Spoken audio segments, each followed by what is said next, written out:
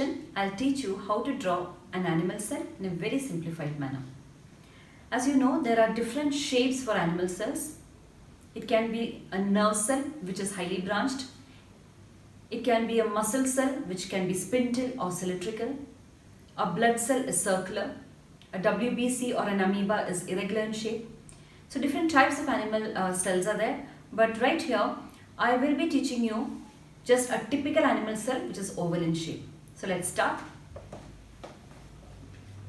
Draw an oval shape right in the center of the page.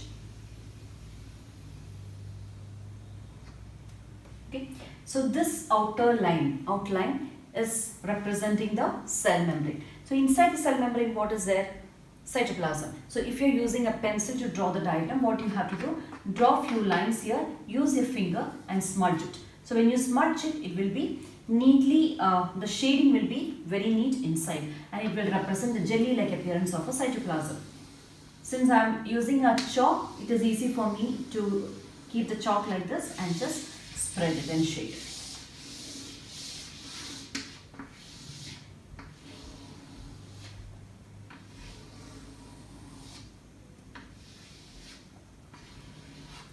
Yep. So cytoplasm, cell membrane, and the most important one. So three important parts are there for a living cell. A cell membrane should be there, cytoplasm should be there, and there should be a genetic material. And in this animal cell is a eukaryote, so it will be having a membrane bound nucleus right in the center. So let's draw the nuclear membrane. So right here in the center, nuclear membrane. So inside the genetic material will be there. So this entire thing is called as a nucleus. And nuclear membrane is always double walled. So you draw two circles here.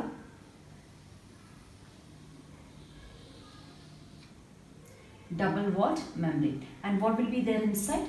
There will be the genetic material, DNA.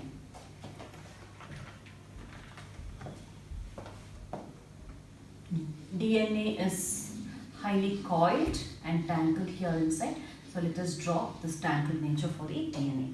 Then inside the nucleus there will be a jelly-like material called as nucleoplasm, and it also has a dense circular region which is called as the nucleolus. Now this nuclear membrane is double walled, but definitely materials have to pass from the cytoplasm into the nucleoplasm and vice versa. So for that, what is required? This membrane, these two membranes need to be porous. So generally the nuclear membrane, they are porous. So you just have to clear from certain points like this and then join here, which denotes the porous nature of a nuclear membrane. And this nuclear pores will help in the movement of materials in and out of the nucleus. Okay, so here clearly you can see the gaps which denotes the nuclear pores.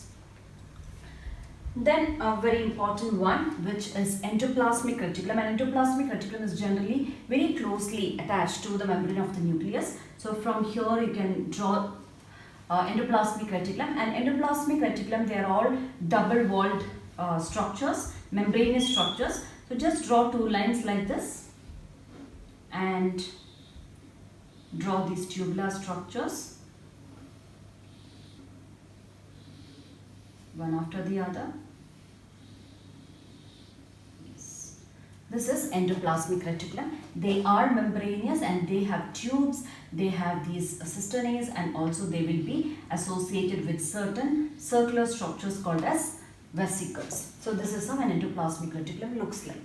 Now you also know that endoplasmic reticulum, there are smooth endoplasmic reticulum and rough endoplasmic reticulum. Now what is smooth? This is how a smooth endoplasmic reticulum looks like. It doesn't have any granular nature outside. Whereas if I draw some granules on top of this or on the outer walls or outer lines of this endoplasmic reticulum, this gives a rough appearance to the endoplasmic reticulum at this region when you look through the microscope. So this area looks little rough and this area looks little smooth. So this part is called as rough endoplasmic reticulum and this area is called as a smooth endoplasmic reticulum. Now why this is rough in nature? What is attached here? It is the ribosomes that are attached. So these ribosomes, it is present in the eukaryotic cell. It can be seen attached to the endoplasmic reticulum. Sometimes it can even be seen, not sometimes, generally it is seen that ribosomes can be seen free here in the cytoplasm. So ribosomes function, they help in protein synthesis. They are the protein factories of the cell. So these ribosomes can be seen even free in the cytoplasm. At the same time, it can also be seen attached to the endoplasmic reticulum. Next part is the Golgi body. Now Golgi bodies can be seen like this. They are cup-shaped structure. You can see few cup-like membranous structures which are stacked one above the other, and generally you can see them close to the endoplasmic reticulum because they are all formed from the same membrane. So Golgi bodies are actually formed from these vesicles of the endoplasmic reticulum. So Golgi bodies are membranous sacs. So you can just draw some sacs which are parallelly arranged like this, and some vesicles, some circular bags like this which are called as vesicles, which help in transporting materials across the cell. So this is Golgi body, this is endoplasmic reticulum, and this is a nuclear membrane, right? Now what is next? Next is another important part of a cell which is called as mitochondria, which is the powerhouse of the cell. Without mitochondria, cells cannot exist, right? So let us draw mitochondria. Mitochondria are oval in shape. So let me draw. See, there will be numerous mitochondria in a cell, but we can't draw everything here because the cell which we are drawing should be simple and it should become easy for us to label. So I am just drawing only one organelle each. Okay. So this is mitochondria, the outer membrane. Mitochondria has an inner membrane also, and the inner membrane is slightly invaginating into the matrix. So this is how mitochondrial inner membrane looks like, and it has a matrix and it will be having a lot of enzymes here inside. Okay. Then another important structure, lysosomes. So I am drawing lysosome here. Lysosomes, as you know, they are called as suicidal bags because it contains a lot of digestive enzymes. So these are the lysosomes. Then the cell also will have a lot of filaments or microfibrils like this. It has microfibrils for which function as a cytoskeleton. You will also be able to see some small tiny bags which contain some enzymes, and they are called as peroxisomes. In some of the animal cell, the cell membrane might also form certain finger-like projections like this, which can be called as the microvilli. So these are the finger-like projections of certain cells.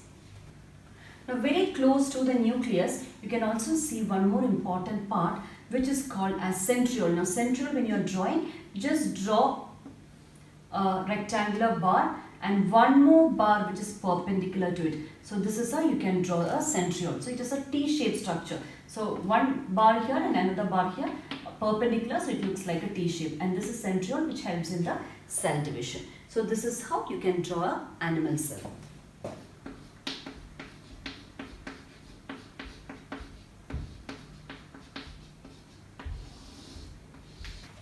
This is a microvilli, cell membrane, mitochondria, centriole, nuclear pore, chromosomes, rough endoplasmic reticulum, smooth endoplasmic reticulum, ribosomes, Golgi bodies, microfilaments, nuclear membrane, nucleolus, lysosomes, cytoplasm, peroxisomes.